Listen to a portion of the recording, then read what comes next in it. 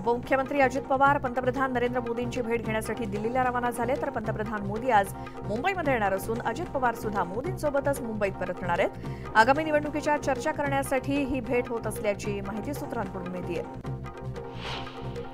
असदुद्दीन ओवैसी छत्रपती संभाजीनगर शहराच्या दौऱ्यावरती आहेत। लोकसभा निवडणुकीनंतर ओवैसींचा हा पहिलाच दौरा असून इम्तियाज जलील यांनी ओवैसींचं विमानतळावरती स्वागत केलं।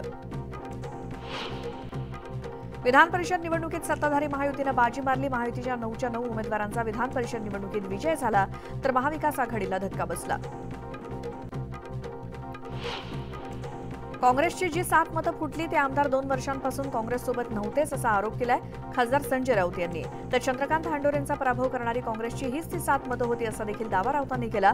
गद्दारी करणाऱ्यांना पक्षातून काढणार असल्याचं नाना पटोले म्हणाल्याची माहिती सुद्धा खासदार संजय राऊतांनी दिली। विधान भवन परिसरात जयंत पाटलांच्या भेटीनंतर संजय राऊत आणि अजित पवार आमने सामने आले। यावेळी दोघांनी हस्तांदोलन केलं आणि त्यामुळे अनेकांच्या भुवया उंचावल्या। शिवसेना ठाकरे गटाचे खासदार संजय राऊत आणि मंत्री चंद्रकांत पाटील यांनी विधान भवन परिसरात एकमेकांची गळाभेट घेतली। तसंच दोन्ही नेते हास्य विनोद करताना दिसले। आपण पुन्हा एकत्र आलं पाहिजे असं यावेळी राऊत म्हणाले आणि चर्चांना उधाण आलं। भावना गवळी विधान परिषद निवडणुकीत विजयी झाल्यानंतर शिवसेना कार्यकर्त्यांनी वाशिम शहरातल्या पाटणी चौकात तसंच मंगळूरपीरमध्ये फटाके फोडत जल्लोष केला। मुख्यमंत्र्यांनी त्यांचा शब्द पाळल्याचं शिवसैनिक म्हणाले। भाजपचे परिणय फुके हे विधान परिषदेवरती निवडून आल्यानंतर गोंदियातील कार्यकर्त्यांनी भर पावसात जल्लोष केला। यावेळी फटाके फोडत मिठाई वाटत सेलिब्रेशन करण्यात आलं। विधान परिषद निवडणुकीत भाजपच्या सर्व उमेदवारांचा विजय झाल्यानंतर पिंपरी चिंचवडमध्ये भाजप कार्यकर्त्यांनी आनंदोत्सव साजरा केला। मोरवाडी येथील पक्ष कार्यालयासमोर फटाके फोडत रस्त्यावरून जाणाऱ्या नागरिकांना पेढे भरवत कार्यकर्त्यांनी जल्लोष केला। राष्ट्रवादी काँग्रेसचे राजेश विटेकर विधान परिषदेच्या निवडणुकीत विजयी झाल्यानंतर परभणीमध्ये जल्लोष करण्यात आला। कार्यकर्त्यांनी सर्वांना पेढे वाटून तसंच फटाके वाजवून आनंदोत्सव साजरा केला। विधान परिषद निवडणुकीत महायुतीचे सर्वच्या सर्व 9 उमेदवार विजयी झाल्यानं बावनबीर येथे भाजप जिल्हा कोषाध्यक्ष श्याम आकोटकर यांच्या नेतृत्वात ढोल ताशे वाजवत पेढे वाटून तसंच फटाके फोडून जल्लोष करण्यात आला। पंकजा मुंडेंचा विधान परिषदेत विजय झाल्यानंतर बीड शहरातील पंकजा मुंडेंच्या कार्यकर्त्यांनी जल्लोष केला। यावेळी समर्थकांनी मोटरसायकल रॅली काढत जल्लोष केला।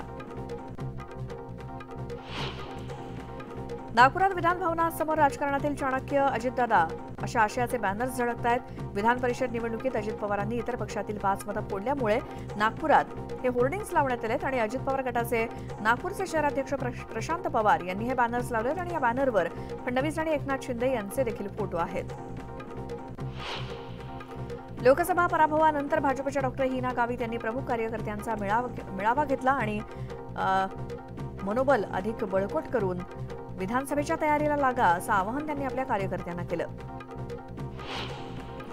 सरकारनं जनतेला त्रास देऊ नये, मराठ्यांचा रोष सरकारला परवडणार नाही असा इशारा मनोज जरांगेंनी दिला। मी टीका करत नाही, सरकारला सावध करतोय की आरक्षणाचा प्रश्न न सुटल्यास 288 उमेदवार 100% पाडू असं जरांगे म्हणाले।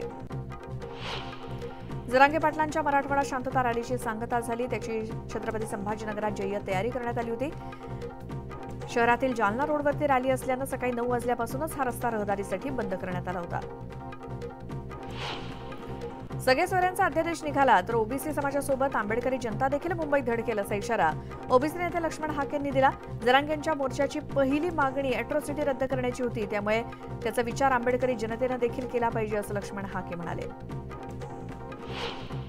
आरक्षणाच्या मुद्द्यावरून ओबीसी बहुजन बीजेएनटी परिषदेचे अध्यक्ष संग्राम माने आक्रमक झालेत। ओबीसी समाजाच्या ताटात माती कालवण्याचं काम कराल तर आम्ही तुमची राजकीय माती केल्याशिवाय स्वस्थ बसणार नाही असं संग्राम मानेंनी म्हटलं। राज्यात पुढचे 5 दिवस पावसाचे असणार आहेत। किनारपट्टीवरती बहुतांश ठिकाणी तर घाटमाथ्यावरती तुरळक ठिकाणी हलक्या ते मध्यम स्वरूपाच्या पावसाचा अंदाज हवामान विभागानं वर्तवलाय। सिंधुदुर्ग, रत्नागिरी, रायगड, मुंबई, ठाणे, पालघरला ऑरेंज अलर्ट देण्यात आलाय।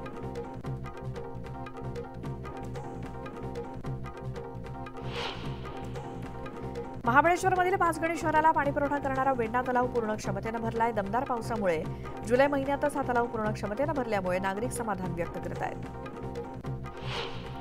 सिंधुदुर्गात पावसानं दमदार हजेरी लावली। कुडाळ तालुक्याला मुसळधार पावसानं झोडपलं असून शेतकऱ्यांमध्ये आनंदाचं वातावरण आहे, तर कोकणात समुद्र खवळलेला असल्यामुळे प्रशासनानं सतर्कतेचा इशारा दिलाय। कोकण किनारपट्टीला आज पावसाचा ऑरेंज अलर्ट जारी करण्यात आलाय. जिल्ह्यात पुढचे 4 दिवस मुसळधार ते अतिमुसळधार पाऊस कोसळणार असल्याचा अंदाज हवामान खात्यानं वर्तवलाय. मच्छीमारांनी समुद्राकडे जाऊ नये असा इशारा प्रशासनानं दिलाय.